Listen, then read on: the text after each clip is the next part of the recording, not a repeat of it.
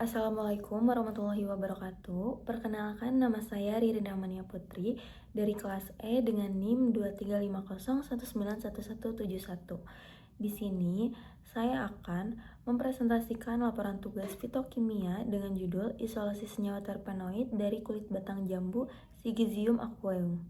Dalam presentasi ini saya akan membahas bagaimana dua senyawa triterpenoid yaitu alpitolic acid dan arginolic acid berhasil diisolasi dari kulit batang tanaman tersebut beserta metode identifikasi dan aktivitas farmakologinya.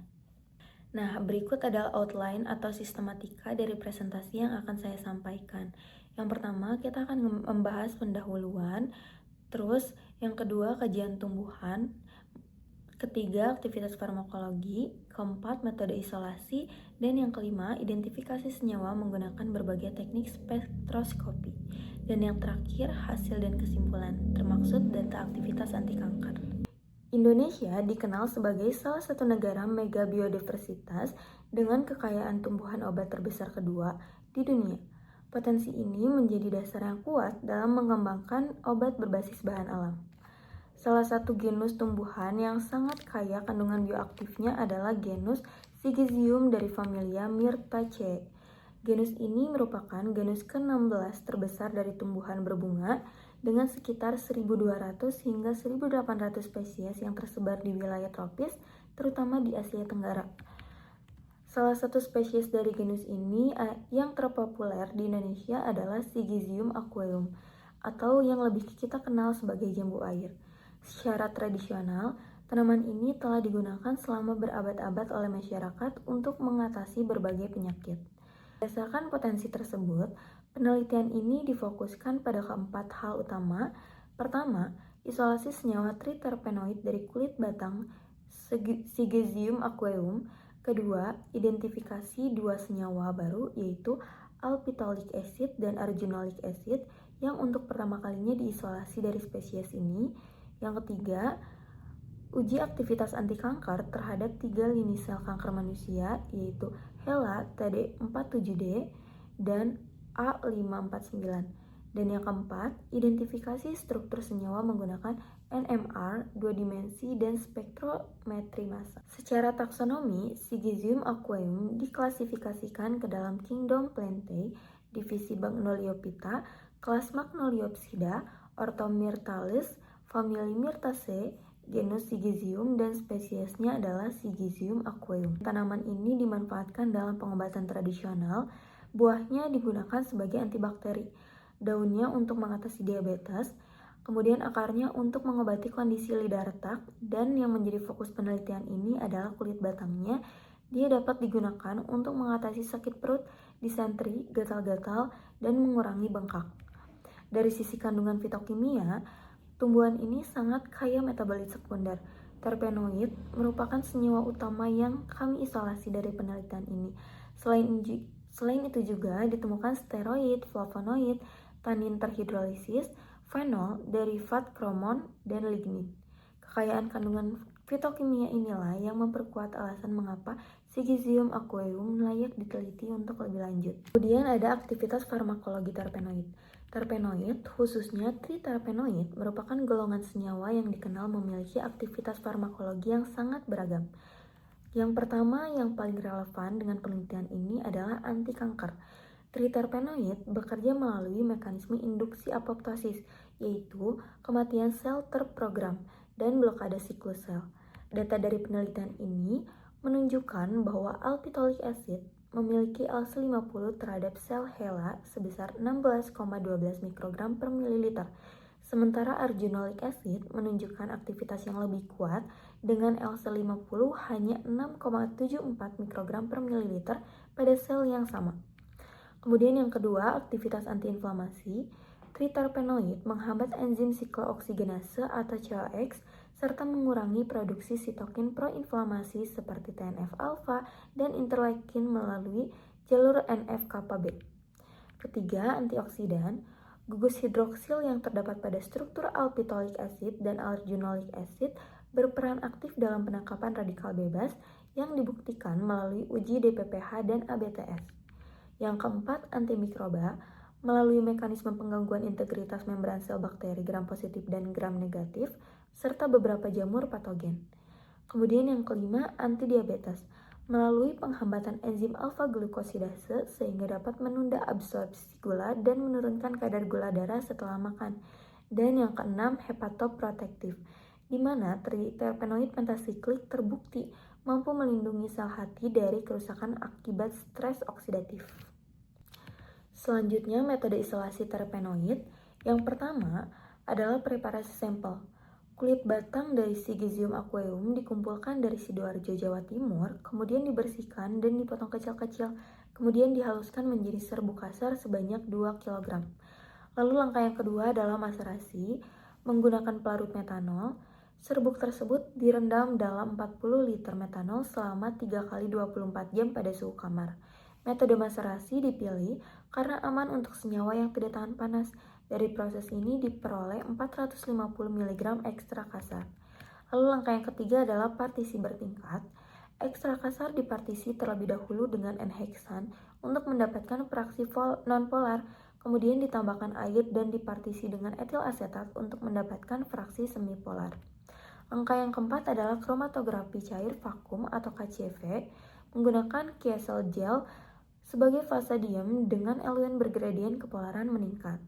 Langkah yang kelima dan yang terakhir adalah kromatografi kolom yang dilakukan berulang sebanyak 2 hingga 3 kali, dipantau dengan KLT anisaldehid asam sulfat, dan hasilnya itu adalah fraksi nonpolar yang diperoleh satu senyawa yaitu alpitolic acid sebanyak 30 mg dielusi dengan N-heksan banding etil asetat 7:3. Dari fraksi semipolar diperoleh 2 senyawa yaitu arginolic acid sebanyak 50 mg dielusi dengan DCM dibanding etil asetat 6:4. Kemudian kedua senyawa dikonfirmasi melalui KLT yang menunjukkan noda tunggal serta titik lebur yang sempit. Senyawa 1 pada 279 hingga 280 derajat Celcius dan senyawa kedua 338 hingga 340 derajat Celcius. Setelah senyawa berhasil dimurnikan, langkah selanjutnya adalah identifikasi dan penentuan struktur menggunakan berbagai metode spektroskopis. Metode yang pertama adalah spektroskopis UV visible.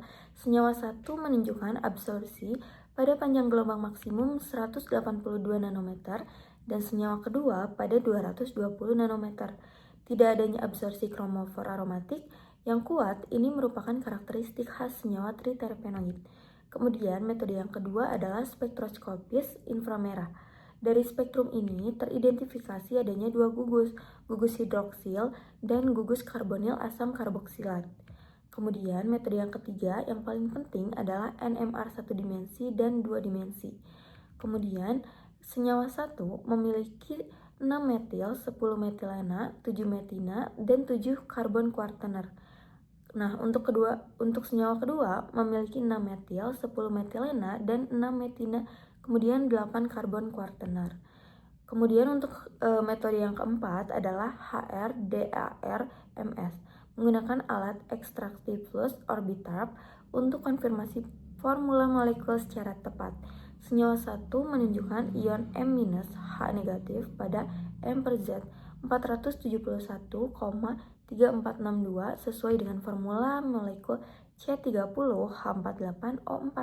Formula molekul senyawa 2 dikonfirmasi sebagai C30H48O5. Seluruh data spektroskopis ini kemudian dibandingkan dengan literatur dan dapat dikonfirmasi bahwa senyawa 1 adalah alpitolic acid dan senyawa 2 adalah arginolic acid. Perbandingan karakteristik kedua senyawa yang berhasil diisolasi. Senyawa pertama, alpitolic acid, memiliki formula molekul C30H8O4 dengan berat molekul 472 gram per mol. Senyawa ini berkerangka lupane pentasiklik, berwujud serbuk putih dengan titik lebur 279 hingga 280 derajat Celcius. Rotasi optik spesifik -9 menunjukkan senyawa ini bersifat optis aktif. Senyawa ini berhasil diperoleh sebanyak 30 mg dari fraksi nonpolar. Kemudian senyawa kedua, arginolic acid, memiliki formula molekul C30H8O5 bahwa senyawa ini memiliki satu atom oksigen lebih banyak dibandingkan senyawa 1. Karena adanya satu gugus hidroksil tambahan, berat molekulnya adalah 488 gram per mol. Kerangkanya adalah olane pentasiklik, berbeda dengan senyawa 1-lupane, dan titik leburnya lebih tinggi, yaitu 338 hingga 340 derajat Celcius. Yang unik dari arginolic acid ini adalah ia memiliki 3 gugus hidroksil, yaitu pada posisi C2, C3, dan C23. Senyawa ini diperoleh sebanyak 50 mg dari fraksi semipolar. Perbedaan kerangka dan jumlah gugus fungsional inilah yang kemungkinan mempengaruhi perbedaan profil aktivitas biologis keduanya yang akan dilihat di selanjutnya ada uji aktivitas anti kanker. Nah, kedua senyawa tadi diuji menggunakan kolorimetri MTT dan XTT terhadap 3 lini sel kanker. Yang pertama HeLa untuk kanker serviks, yang kedua T47D untuk kanker payudara, dan yang ketiga A549 untuk kanker paru. Untuk standar pembandingnya itu doxorubicin. Dan dilihat dari grafik yang terlihat, semakin kecil nilai LC50, semakin kuat aktivitas anti kankernya. Kemudian untuk hasilnya bisa dilihat dari tabel. Kalau misalnya untuk si alpitolic acid ini dikategorikan toksik terhadap sel HeLa dan sel T47D serta moderat terhadap A549. Kemudian kalau untuk arginolic acid, dia itu dikategorikan toksik terhadap sel HeLa, moderat terhadap T47D, dan non-toksik terhadap A549. Untuk konteks kategori toksisitas berdasarkan pustaka adalah sangat toksik bila LC50 kurang dari 1 atau sama dengan 4, toksik bila kurang dari 20, moderat bila antara 20 sampai 100, dan non-toksik bila di atas 100 mikrogram per mililiter. Kesimpulannya yaitu kedua senyawa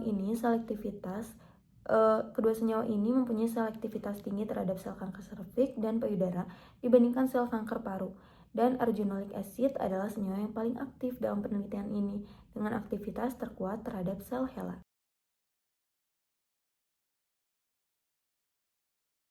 Berdasarkan seluruh pembahasan yang telah saya sampaikan, berikut adalah kesimpulan dari penelitian ini. Kesimpulan pertama, dari kulit batang Syzygium aqueum berhasil diisolasi dua senyawa triterpenoid baru, yaitu alpitolic acid dengan formula C30H48O4 berkerangka lupane dan arginolic acid dengan formula C30H48O5 berkerangka oleanit. Keduanya merupakan laporan pertama dari spesies ini. Kesimpulan yang kedua, isolasi dilakukan melalui rangka proses maserasi metanol, partisi bertingkat, kromatografi cair vakum, dan hingga kromatografi kolom berulang. Terus yang ketiga, struktur kedua senyawa dikonfirmasi secara komprehensif menggunakan UV visible, FTIR, NMR 1D dan 2D, serta HD DART MS, dan hasilnya sesuai dengan data literatur. Kesimpulan yang keempat, kedua senyawa menunjukkan aktivitas anti kanker yang signifikan. Arginolic acid toksik terhadap sel HeLa dan dengan LC50 6,74 mikrogram per mililiter, dan alpitolic acid toksik terhadap sel T47D dengan LC50 7,37. Kesimpulan yang kelima, potensi kedua senyawa ini sangat menjanjikan untuk dikembangkan lebih lanjut sebagai kandidat obat anti kanker dari bahan alam. Adapun saran penelitian ke depannya yaitu yang pertama, perlu dilakukan uji mekanisme apoptosis dan pengaruh terhadap siklus sel secara in vitro. Kedua, studi toksisitas akut secara in vivo menggunakan hewan coba. Yang ketiga, kajian hubungan struktur aktivitas atau SAR untuk optimasi aktivitas. Dan yang keempat, eksplorasi fitokimia pada bagian lain dari tanaman seperti daun, akar, dan buah. Demikian presentasi yang dapat saya sampaikan. Jika ada kesalahan, mohon dimaafkan. Wassalamualaikum warahmatullahi wabarakatuh.